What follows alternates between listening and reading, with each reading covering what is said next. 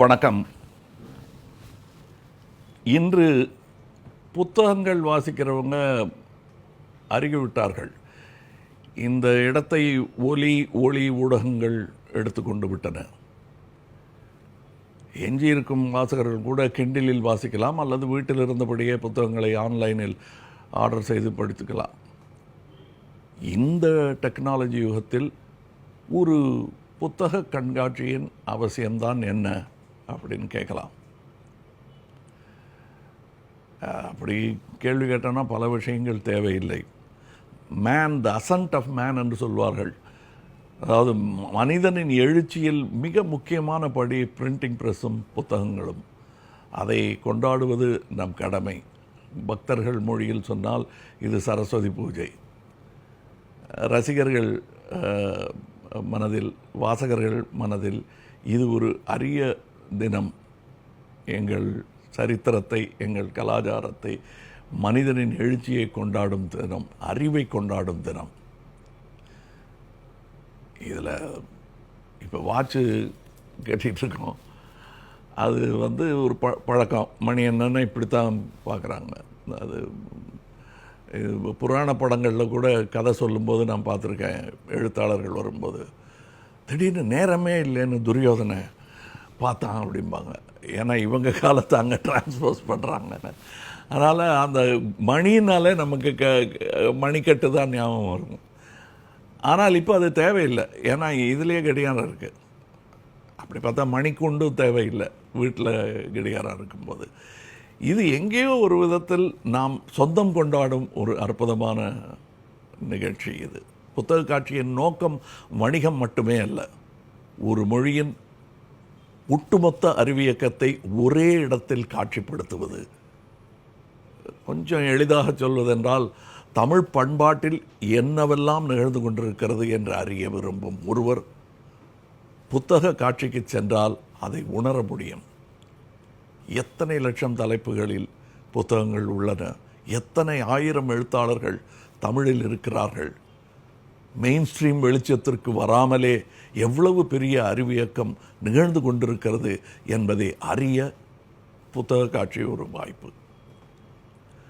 தவிர வாசகர்களும் எழுத்தாளர்களும் பதிப்பாளர்களும் கலைஞர்களும் ஒருவருக்கொருவர் சந்தித்து கொண்டு அளவளாவ முடிந்தால் இது ஒரு மிகப்பெரிய கலாச்சார திருவிழாவாக மாறும்.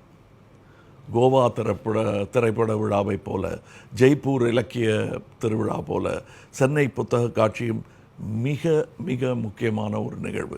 நமக்கு இருக்கும் பெருமைகளை நமக்கு சொல்லி தெரியாது, இல்லை மறந்துடுறோம். இந்த இசை விழா டிசம்பர் மாதத்தில் நடக்கும் விழா உலகத்திலேயே மிகப்பெரிய விழா. அந்த மாதிரி இந்த புத்தக விழாவும் மாறுவதற்கான வாய்ப்புகள் நிறைய இருக்கின்றன. அதை நாம் நிகழ்த்தி காட்ட வேண்டும்.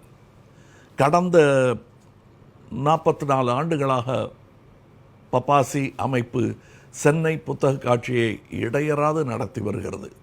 சென்னையில் பெருவெள்ளம் சூழ்ந்த காலத்திலும் கூட இது நடந்தது. இந்த கொரோனா தொற்று காலத்திலும் கூட இது பாதுகாப்பான ஏற்பாடுகளுடன் தொடர்ந்து நடத்தி கொண்டிருக்கிறார்கள். இன்று துவங்கி மார்ச் 9ஆம் தேதி வரை சென்னை புத்தக காட்சி நடைபெறுகிறது. 500க்கும் அதிகமான ஸ்டால்களில் லட்சக்கணக்கான தலைப்புகளில் நூல்கள் உள்ளன. சென்னையின் மக்கள் தொகை சுமார் 1.25 கோடின்னு சொல்கிறாங்க. அதில் பாதி பேருக்கு எழுத படிக்க தெரியும் என்று வைத்து கொண்டால் கூட 75 லட்சம் பேர் இந்த புத்தக காட்சிக்கு வர வேண்டும். அப்படி வந்துவிட்டால், அது நிகழ்ந்துவிட்டால் அது ஒரு மிகப்பெரிய மாற்றமாக அமையும். தமிழ் சமூகமே அறிவாற்றல் மிகுந்த சமூகமாக திகழும். அதை உலகும் புகழும். சரி, நான் வந்த வேலையை செஞ்சிடறேன். இன்று துவங்கி புத்தக காட்சி முடியும் வரை தினம் ஒரு புத்தகத்தை ஃபேஸ்புக் லைவிலும் இன்ஸ்டாகிராம் லைவிலும் உங்களோடு பகிர்ந்து கொள்ளவும் பரிந்துரைக்கவும் விரும்புகிறேன். அந்த வகையில் இன்று நான் பரிந்துரைக்க விரும்பும் நூல் திரு புதுமைப்பித்தனின் சிறுகதைகள்.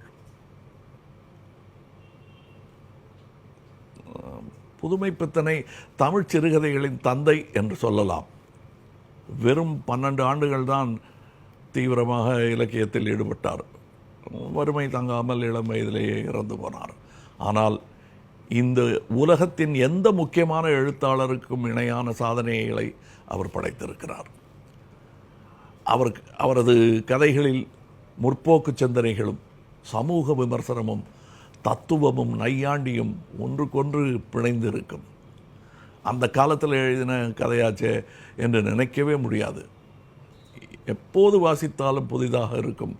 அந்த அளவுக்கு மிக இளமையான புதுமையான நடையில் அவர் இலக்கியம் படைத்திருந்தார். அதே போல விதவிதமான வடிவங்களில் கதைகளை நிகழ்த்தியிருக்கிறார். இன்றைக்கு நாம் பேசுகிற மெமோவார், நான் லீனியர் நேரேஷன், மேஜிக்கல் ரியலிசம் என அத்தனையும் அன்றே செய்து பார்த்தவர் புதுமைப்பித்தன். பொதுவாக நாம் காண விரும்பாத, பேச விரும்பாத, விமர்சிக்க விரும்பாத விஷயங்களின் மீதெல்லாம் இலக்கியத்தின் ஒளியை பாய்ச்சி நடுமேடைக்கு கொண்டு வந்து அலசியவர் புதுமைப்பித்தன். அவரது மொத்த கதைகளையும் நினைவிலிருந்தே சொல்லக்கூடியவர்கள் தமிழ்நாட்டில் பலருண்டு. அவர்களில் நானும் ஒருவன். கடவுளும் கந்தசாமி பிள்ளையும், தெருவிளக்கு, காலனும் கிழவியும், மனித யந்திரம், பொன்னகரம், காஞ்சனை, துன்பக்கேணி, பால்வண்ணம் பிள்ளை, ஆற்றங்கரை பிள்ளையார், அகல்யை என அவர் எழுதிய ஒவ்வொரு கதையும் தமிழ் இலக்கியத்தின் அழியா சுடர்கள். இன்றைய தலைமுறை அவசியம் வாசிக்க வேண்டிய படைப்பாளி புதுமைப்பித்தன். Please read, enjoy. நாளை மீண்டும் சந்திப்போம். வணக்கம்.